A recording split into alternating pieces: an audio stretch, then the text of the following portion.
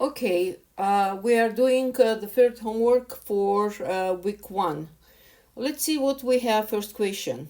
In a binomial experiment, what does it mean to say that each trial is independent of the other trials? First of all, let me explain to you what is a binomial experiment. Um, but binomial experiment is the experiment when the outcome of one trial is independent from outcome of another trial. Okay, that's the first condition. Second condition is that experiment is repeated for the fixed number of trials, fixed amount. For example, I can say I went to the beach 5 times, it's fixed amount. But if I say I went to the beach more than 5 times, it's not a fixed amount anymore. Okay, and each trial is independent. For example, I went to the beach, I saw shark swimming around. God forbid, of course. But it doesn't mean that tomorrow also I will see the shark, right? So trials are independent from each other. So let's go through conditions. I'll repeat it so you can take a note. So number one, binomial experiment is the experiment that is repeated for a fixed amount, fixed number of trial. Okay. Number two, trials are independent of each other. They don't depend on each other. Number three, there are only two possible outcomes, success or failure. And most importantly, you don't have to take failure realistically as a failure. Let's say if I want to find out how many computers are defective among all computers that the school received. If I find how many computers are defective, that's a success of process, correct? Yeah. So we can have only two outcomes. Number four, the probability of success is the same for each trial. Okay, probability is going to be the same. For probability of success is going to be the same. For example, let me bring same example. I went to the beach, and what's the probability that I will see shark? It's 50-50, right? So, and if I go next day, it's also going to be 50-50, right? From the fact that I saw first day or I didn't see on the first day, it doesn't change the probability for the second day, third day, fourth day. So probability of the success is the same for each trial. And X always gonna represent, count a number of successful trials. For example, I went to the beach 5 days. Out of 5 days, 3 days I saw the sharks, 2 days I did not see the shark. So these 3 days are successful trials because I saw the sharks. Okay? So we will understand better as I go through homework and we solve it. So let's go back and see what we have. So in binomial experiment, what does it mean to say that each trial is independent of the other trial? So that means that each trial is independent of the other trial if the outcome of one trial does not affect the outcome of any of the other trial. In my case, it's a B. Outcome of one trial does not affect, yes. Checking, bingo. Moving to next question. Question number 2, what do we have? So first, there is a problem is given. It says, is the experiment binomial binomial experiment? Well, we have to check through all these 5 conditions I brought up, and we will do that. So about 80% of babies with certain ailment recover fully. So probability of success, right? Probability of success, what's this? Let me get smaller one, is 80% or 0.8. All right, let's go back. Next, a hospital is caring for 7 babies born with ailment. So the caring 7 babies. So the total amount of trial is fixed, right? It doesn't say more than 7 or less. So n is total amount of trial is 7. So far so good. It's supporting the conditions for binomial experiment, fixed amount of trial. Next, the random variable represent the number of babies that received fully. So it's a fixed amount. It's our x, right?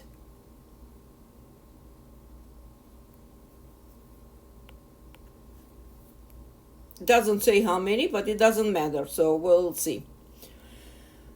Decide whether experiment is binomial experiment. If it is, identify success, specify values of n, p, and q. I'll tell you each one of them what it is.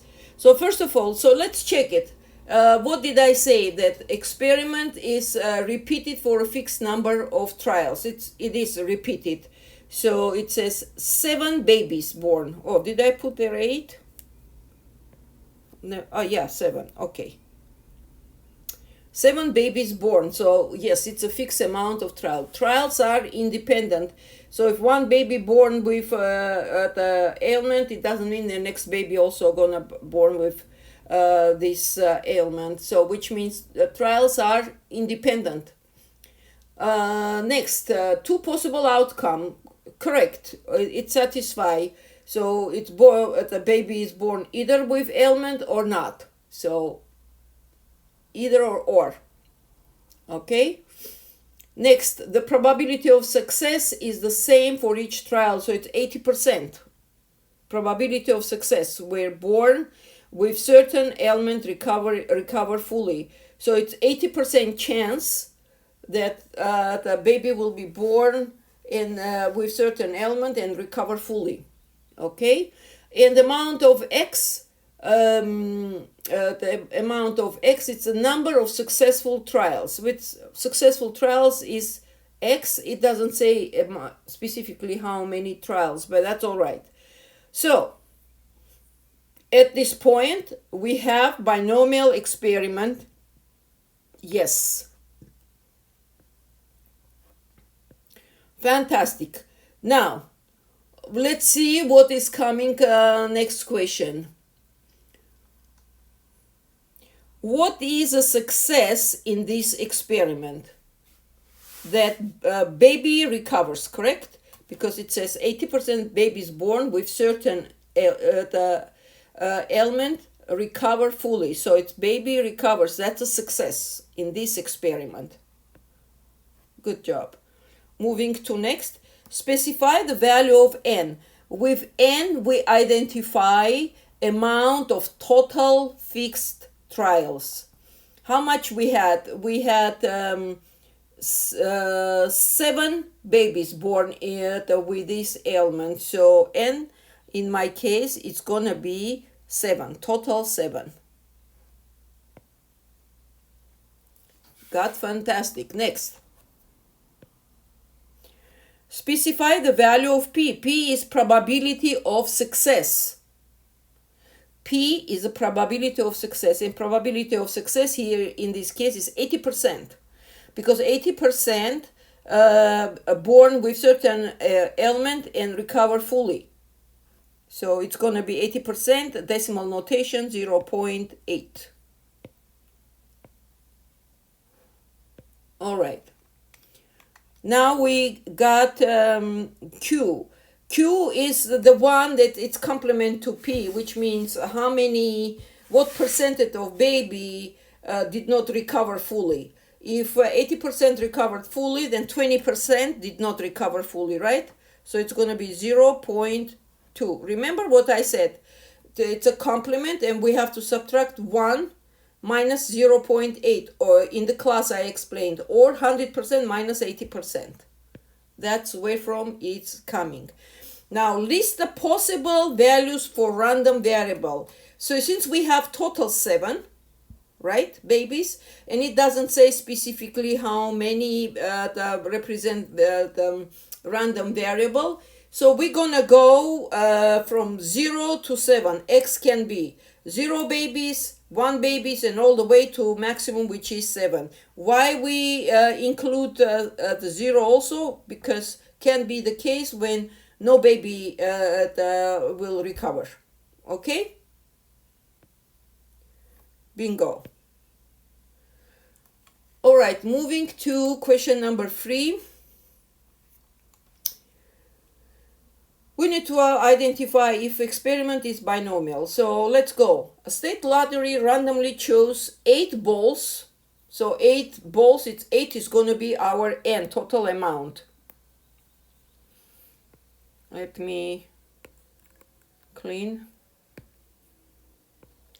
Total amount, 8 balls. Total amount of trials. 8 balls, numbers from 1 through 36. Without replacement. Okay, here I'm going to stop and not even read further. When it says without replacement, if you don't put back, that's mean it's gonna, these balls are gonna, amount of balls are gonna, lottery is gonna be depend on each other, right? So if it was from 1 through 36 and you don't replace it, for next time will be 7 balls. If you take out one of these balls and won't replace, will be 6 balls. So that's mean they are dependent, right? Trials is dependent, and probability of success is not going to be the same. At this point, no, because probability of success is different of each trial. Okay? And I don't even need to continue reading. Next one. Identify the success. So since it's not a binomial probability, then there is no success we can identify. So we just choose the experiment is not binomial. Specify value of N, P, and Q. N, let me remind you again, N is total amount of trials. P is the probability of success. Q is probability of failure. So since its experiment is not binomial, we cannot identify any N, P, or Q. And last one, also it's asking value of X. We cannot identify value of X because experiment is not binomial. Next question. 85% of adults, so my probability is 85%, that's P, right? Want to live to age 100. You randomly select 5 adults, which means our N, total amount of adults, that's it's 5, and ask them whether they want to live to age 100. So the random variable represents the number of adults who wants to live till 100. Here we have X random variable. So from 0 to 5, we are going to look into every single case. No adult, 1 adult, 2 adults, and all the way to 5. Okay, complete part through A through C. Okay, let's start. We need to find what's the probability that no adult wants to live till age 100. What am I going to do here? I'm going to search, here it is, calculator for binomial distribution. And then choose the first one, Star Trek probability, binomial distribution probability calculator. Okay. So I'm going to fill out the points. We had probability 85%, right? Why is it not typing? Let me see. 0.85. Okay. Number of trials, total 5, right? 5 people they questioned. Number of success, I'm going to start based on table 0, 1, 2, 3, 4, and so on. Typing 0. Okay. It wants 0.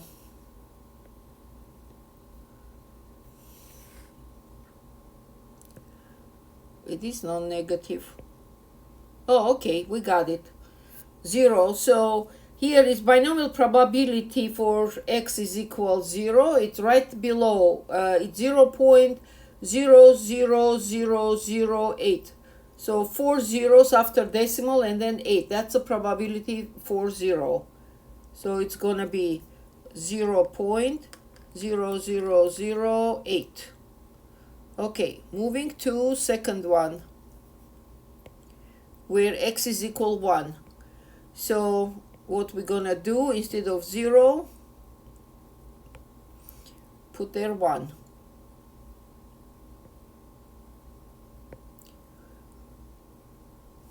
No, this is not a 0. Hold on. This is not a 1.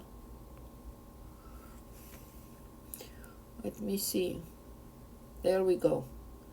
1, and calculate 0.00215. 0.00215. Next one, x is equal 2. Let me type 2. Yeah, that's not 2. All right, calculate 0.02438. 0.02438. X is equal 3.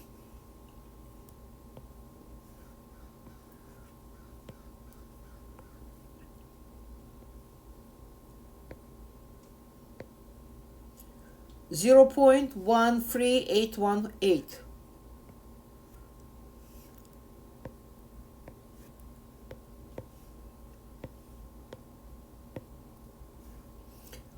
Number 4, x is equal 4.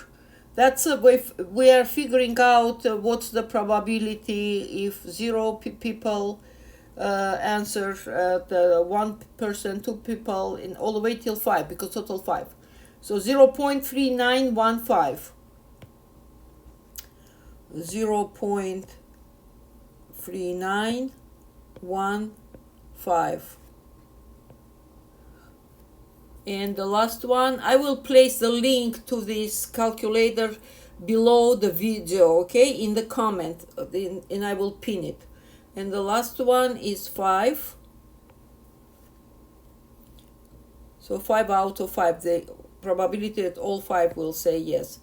0.44371. 0.44371. Okay, one or more of your responses is incorrect. I guess I typed it, something, missed something. 1, 2, 1, 2, 3, 4, 5, 1, 2, 3, 4, 1, 2, 3, 4. Maybe this one should be 1 more 0, maybe. Let me put.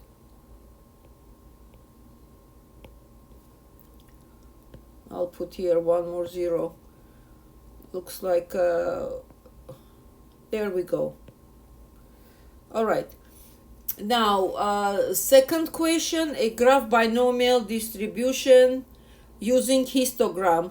So it's already graphed. We have to choose which one it is. Well, let's see. 0 is going to be 0 point here. Let me open, for example, this one. So x is equal 0. Here it is. It's 0.0008. Let's assume this is 0.0008. Where is 5? 5 is 0.44. 5 is 0.4. No, that's not gonna work, because 5, it's gonna be less than 0.05. Vertical line is our probability. Horizontal line is our x. If we look at the last one, 5, horizontally, and see on the line of probability it's going to be less than 0.05, which is not the case. Let me try this A. I'm going to look this way. So 0, x is equals 0 is 0.0 or almost 0, okay? And checking the last one, 5, 0.44. Yes, 5, it's going the highest column. If I see 0.44, looks like it's going to be this one. There we go. Correct. Moving to, what else is there? Okay, the last question. What's the shape of histogram? Well, obviously, when we are looking, it's skewed to the left, right? See, the graph goes to the left, so skewed to the left. Okay. Moving to next question. Oh, one more. So what values of a random variable x would be considered unusual? Let's see what we have.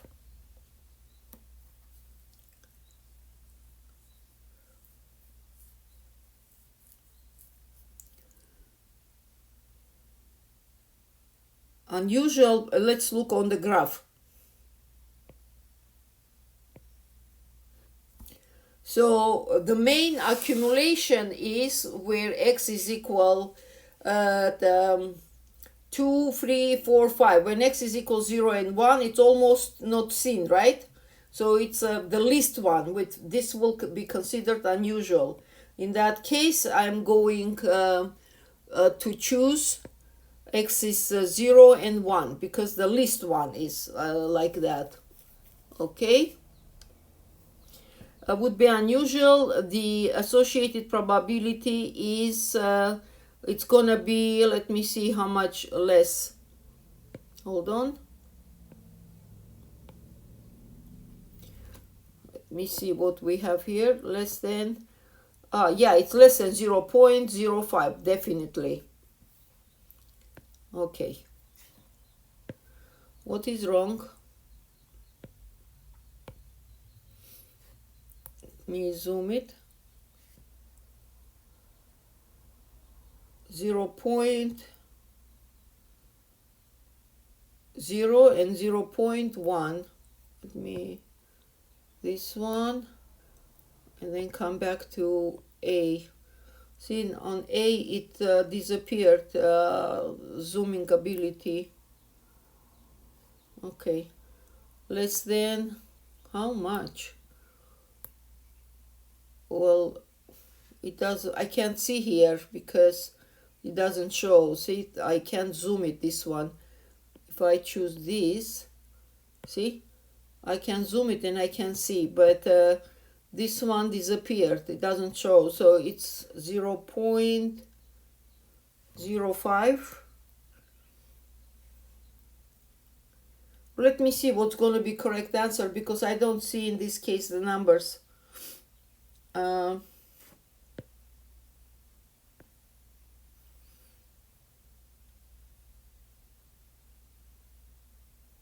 2. Okay, so here is also 2. Well, I had to zoom to see it, but that's okay.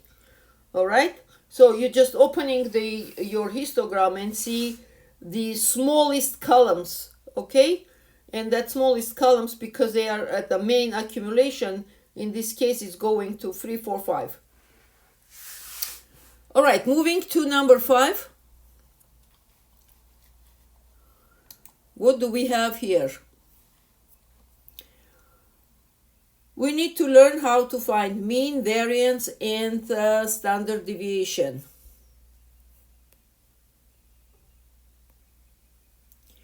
Mean for binomial distribution is equal n times p, total amount of trial multiplied by probability. Variance, sigma squared, is equal npq. And accordingly, standard deviation is going to be square root of np and q. So let me delete this. Let me see what we have. And we can do the math, or we can use calculator. Let me see. All right.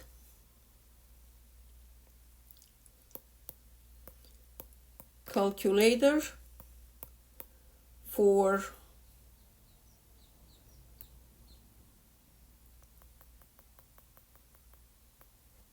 mean. Let me see. It's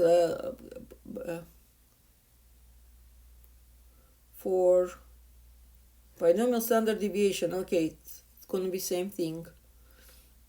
Standard deviation calculator, this one. Statology, let's take this one. Where is calculator? Oh, here it is. So our probability was how much? 0.7 and n 90. Okay.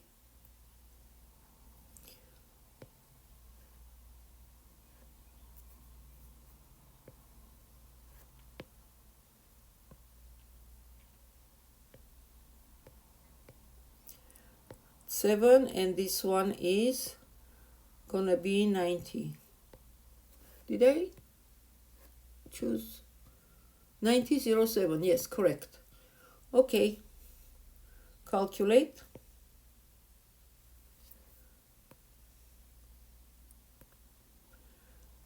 Where is the mean then? Okay, I'm going to write down standard deviation is 4.347. Let me write down. Sigma is standard deviation 4.347.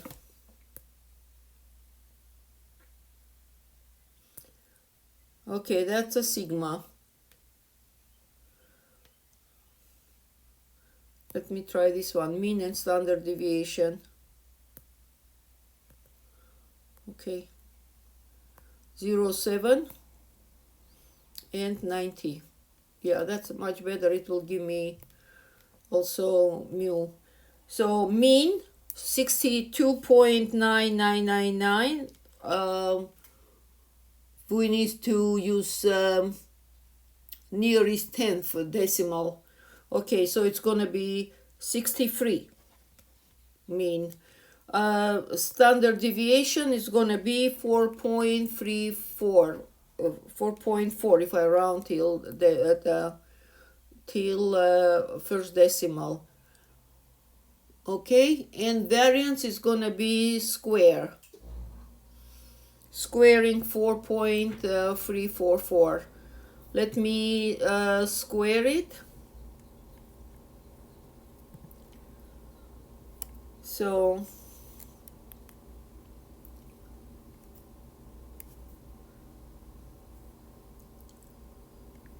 when you are squaring, you don't want to round it up, guys. You use whole 4 digits. 4.3474 times 4.3474, and I'm getting 18.89, or I'm rounding 18.9. So my let's go back. So mu is gonna be 63. Variance at sigma squared 18.9.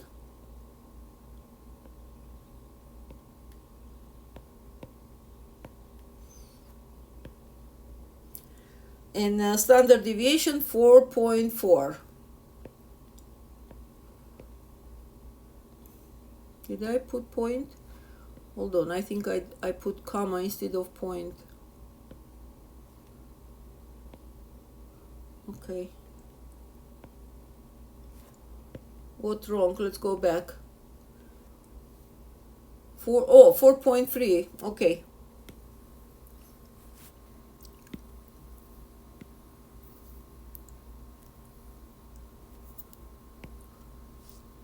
.3. Okay. Moving to next question, question number 5. So here we need to identify our mu. See, mu is mean. This letter mu is our mean. We write this way.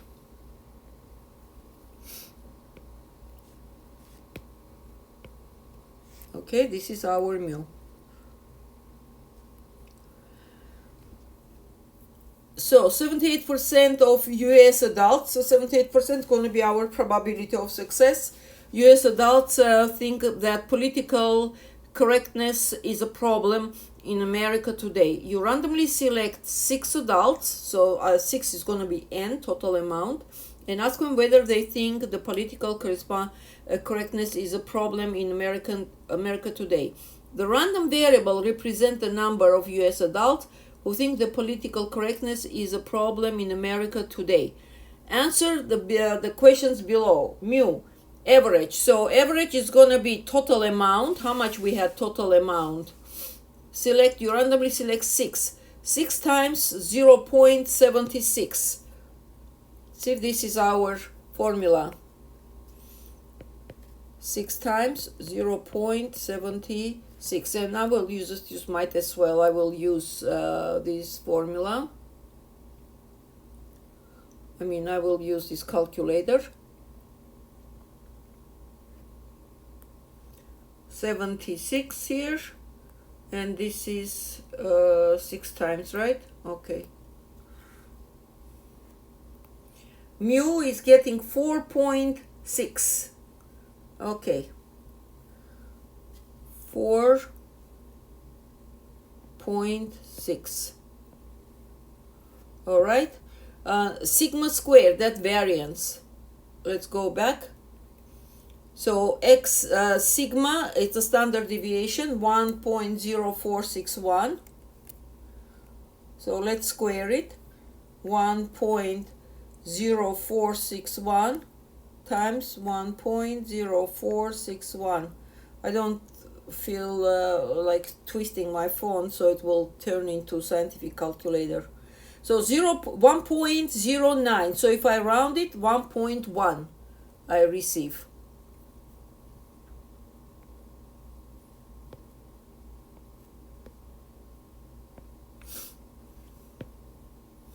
And sigma is 1.046. It's going to be either 1.0 or 1.1. Why am I saying either or? Because look, I have sigma 1.0461. If I round 6 to 4, it's become 1.05, and accordingly 1.1. But if I forget about 6 and I use only 4, it's going to be 1.0. Let me try which one will take. Let me put 1.0 first. If not, then I'm going to put 1.1. Well, it took 1.0. Okay. So, and last question, interpret the result in the content of the real life situation. Most sample of 6 adults would differ from the mean by no more than how much is our standard deviation? 1, so it's going to be 1.0.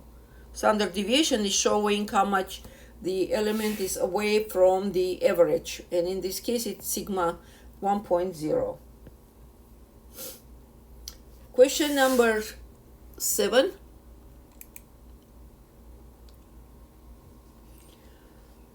So 61% of adults have very little confidence. You randomly select 10 adults. Okay, this is the similar problem we already have solved to find probability. I'm going to write down, and you can write down with me here. 61% is our P. P is equal 0.61. And then with little confidence in newspaper, you randomly select 10 adults, which is N is equal 10, total amount. Find the probability, the number of US adults who have very little confidence in newspaper is exactly 5. Okay, let's use our binomial distribution. What do we have? Probability is 0.61. Total number of trials, we said 10. X, it was probability of 5, right? Is asking, okay, exactly 5.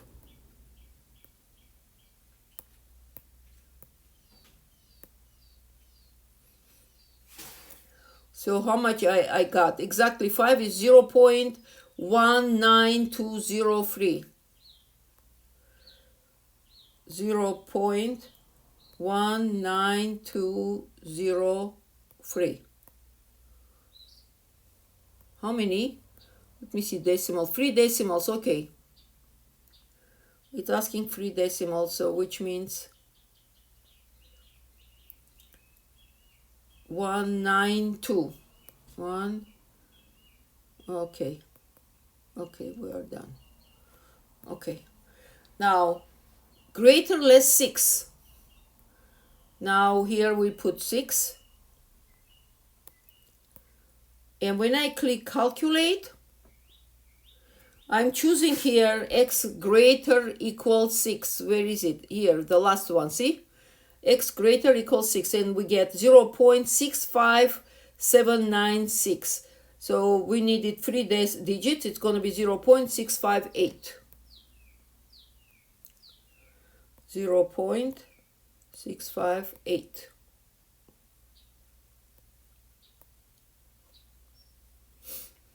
Less than 4. I'll put here 4.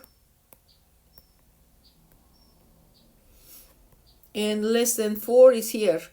X is less than 4, 0.048. I round it, 0.048.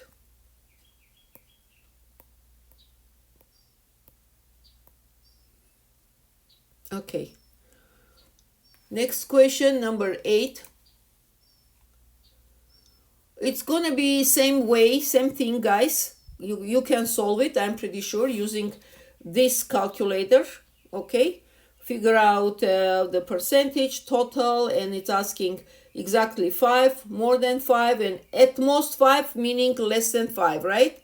So it's gonna be less than 5 you choose here. That's it.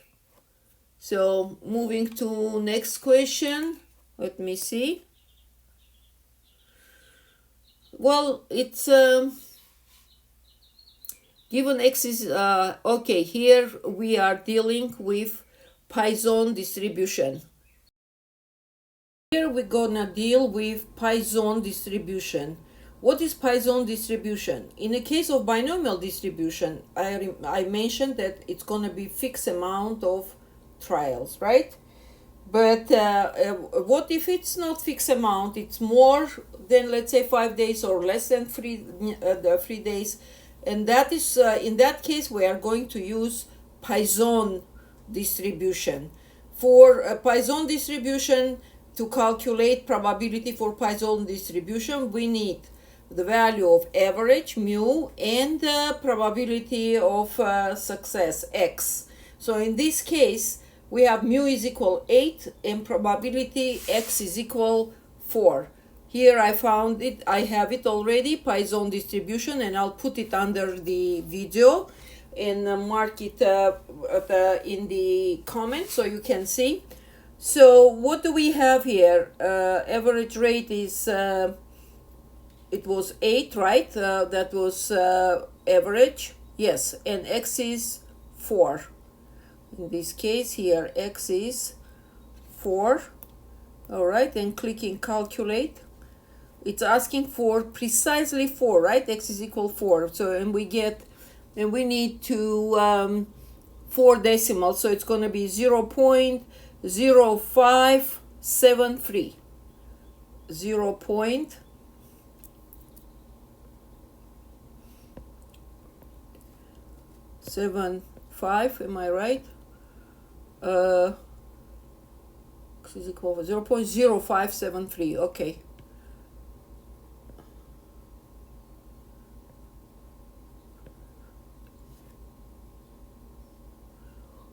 How many? 4 decimals. 0573. Okay, typing wrong.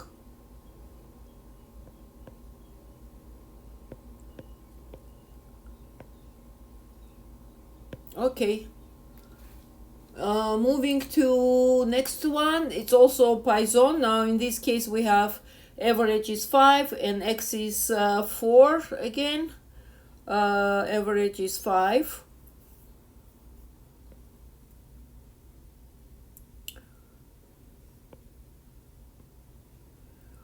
See, I clicked on pencil and now it's not gonna. Okay, there we go, I got it. 5, average is 5. Okay, so x of 5, 0.1755. 0.1755.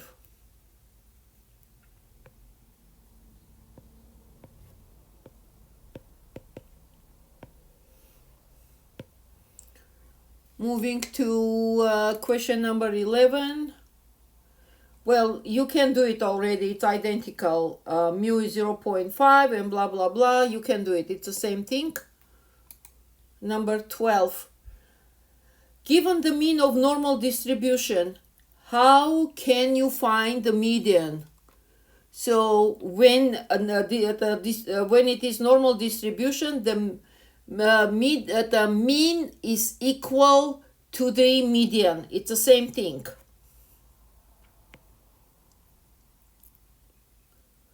If the mean is on the right side of median, then it's skewed to the right. When the mean is to the left of the median, then it's skewed to the left. Okay? But if it's normal distribution, bell-shaped distribution, then mean and mean and median overlapping each other, meaning they are equal. Question number 13. What is the area under normal curve? Meaning normal curve, it meaning bell shape, meaning it's a normal distribution and it's going to be 100% or portion wise is 1. Next one. So explain how to transform x of normal distribution variable x into z-score. Okay. If we want to find out probability of any x value, let's say what's the chance that this many things will happen. So all you're going to do, transfer x into value of z-score, okay? And it's going to be this one, answer. And then based on z-score, go to the table and find the probability. So that's the formula we use to find z-score. What is next? Determine whether the graph shown could represent variable with normal distribution. Not in our case, it's not normal. Explain your reasoning. So the graph could not represent a normal distribution because the graph is skewed to the left. So it's going to be this one.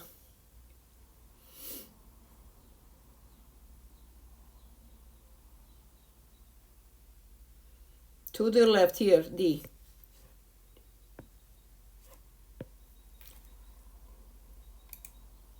(16) What is this?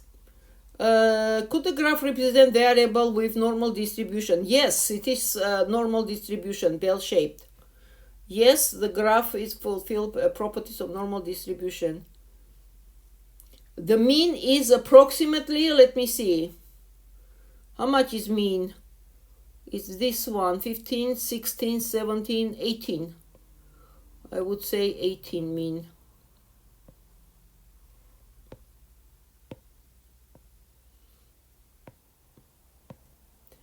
And the standard deviation, let's see. So 18 and 15, at the point of 15, it's an inflection point. So 18 minus 15 is about 3.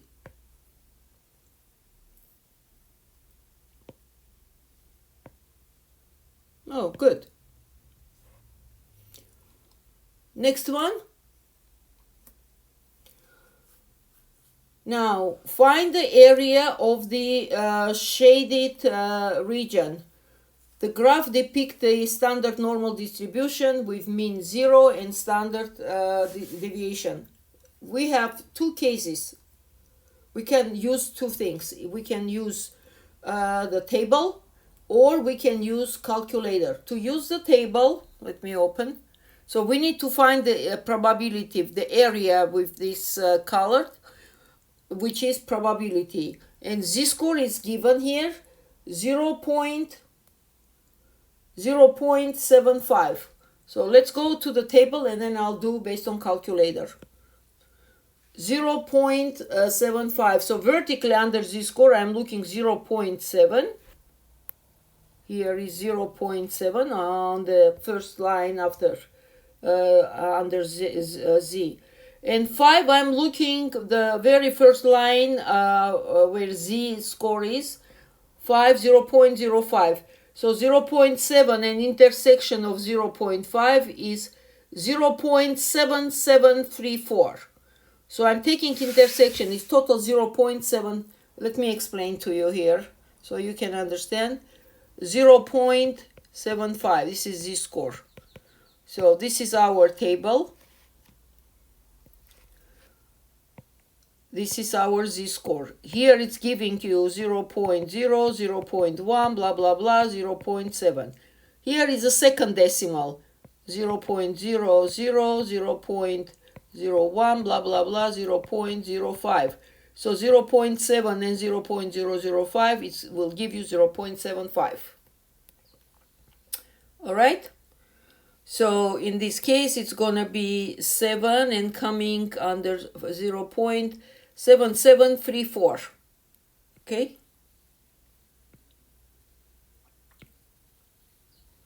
Where is it? Oh, here it is. Let me close it.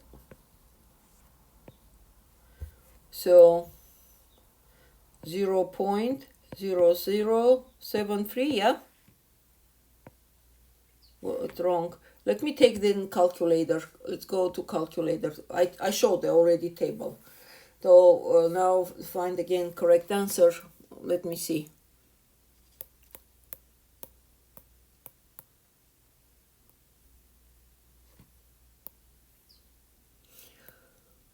Um, 0.75, right? So z-score 0.75. Here we have 0.75 is 0.7734.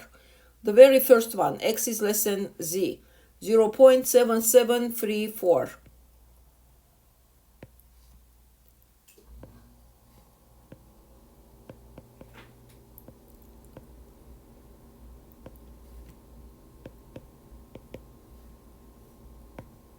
So in the table also was same number. I just typed it wrong. Okay. Next one, in between, I will use calculator. That will be easy. Negative 0.8. Oh, in the middle, it's going to be here, between. Negative 0.8. Oh. And Z2 is going to be 0.9.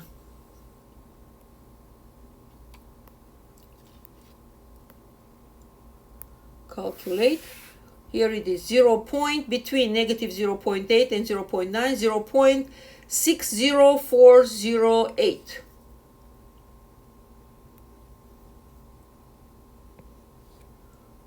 Zero point 60408. How many decimals? 4. Which means 1, 2, 3, 4. It's going to be 4, 1. Okay. 18. Okay, to the right. To the right, what do we have? 0.89. Okay.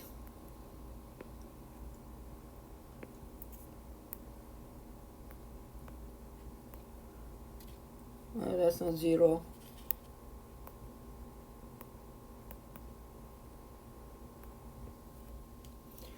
To the right meaning greater than. Here, greater than. X is greater than. See, I shaded also to the right. See? Second line here of this graph. So to the right. So it's going to be X is greater than Z, 0.1867. 0.1867.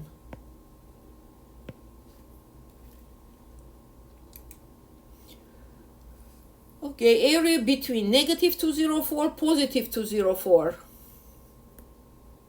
Coming here.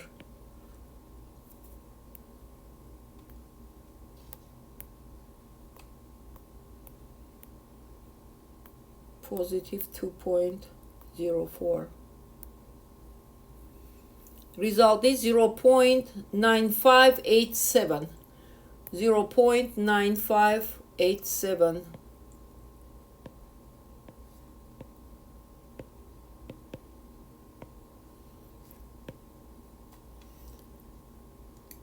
$21.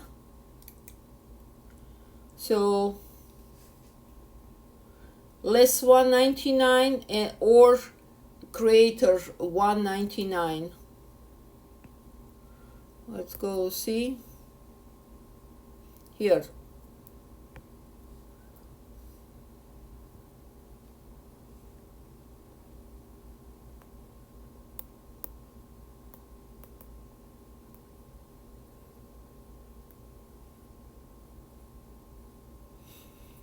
Here we get X is less than negative 199 or more than 199. So it's going to be 0.0466.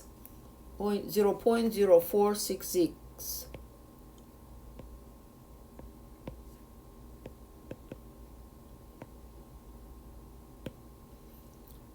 22, it's the same way. X is 75. So before it was z-score. Now it says X is less than 75. Okay, we need to write down here information. So you are random variable, so we need to calculate z-score here and find the probability. Okay, it says mean is 80, mu is 80, and sigma is 5, standard deviation is 5, and we need to find probability of X is less than 75. Okay, let's go and write down. In case like that, I'm using this one, z-score calculator. So X is 75, mean was 80, I typed it, I have it, and standard deviation is 5. Calculate probability. We says X probability for X is less than 75. Here it is, first line, 0.1587.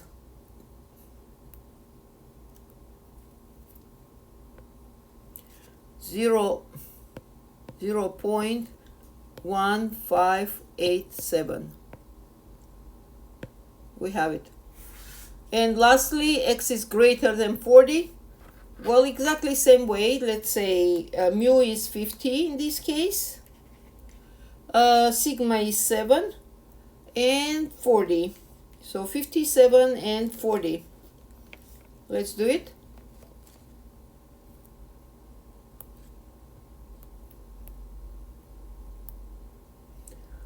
This is 40.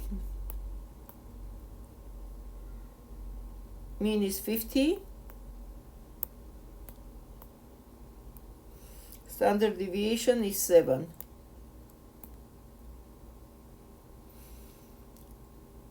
So it's asking for less than, right? Is it greater than 40? Okay, so then we have to look greater than 40. Here it is 0.9234.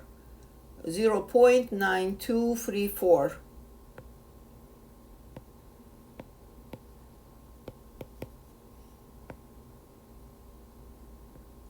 Okay, and between 71 and 78.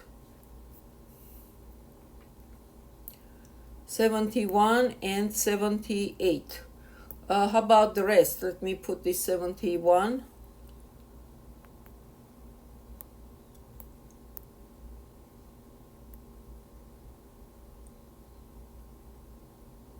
Okay, let me see.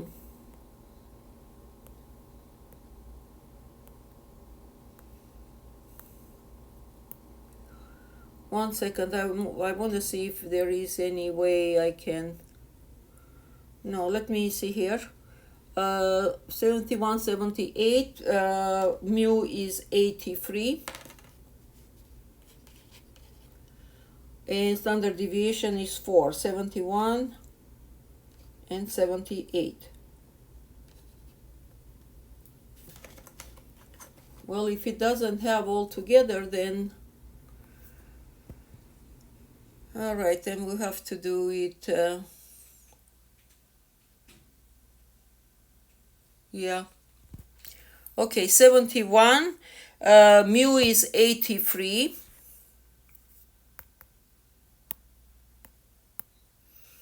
And standard deviation is 74.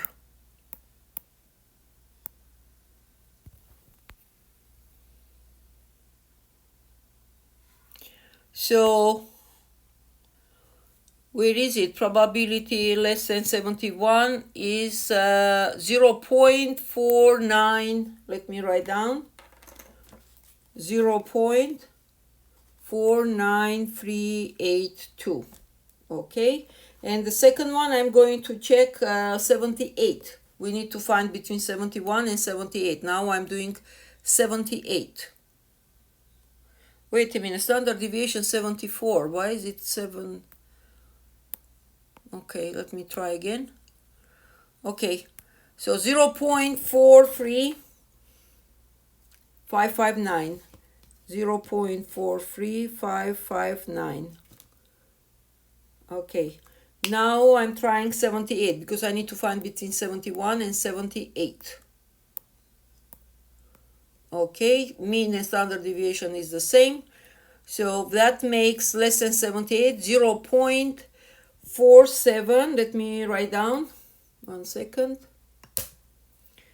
0.47306. Now from the 0.47306, I have to subtract 0.43559. So 16 minus 9 is 7. Here is 4. 13 minus 9 is 8. Okay, and I'm getting 0.04847. Let me go back. It's gonna be 0.0485. I round it. What wrong? Did I subtract something wrong? Let me see. Let's do it again. So 0.47306 minus 0.43559. 0. Okay. It's gonna be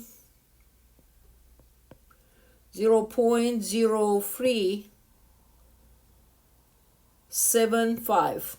Okay. What's wrong? Let's double check again. 71 and 78. Mean is 83. Sigma is great. Sigma is 4 and I put 74 there. Okay. Let me check this. Standard deviation is 4.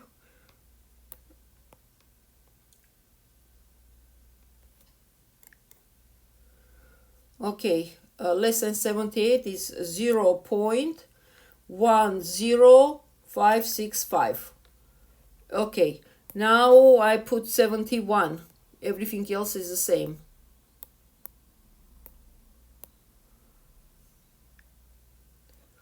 I get 0.0 0, 0, 1, 3, 4, 9, 9. And difference gives me 0.1043. Okay.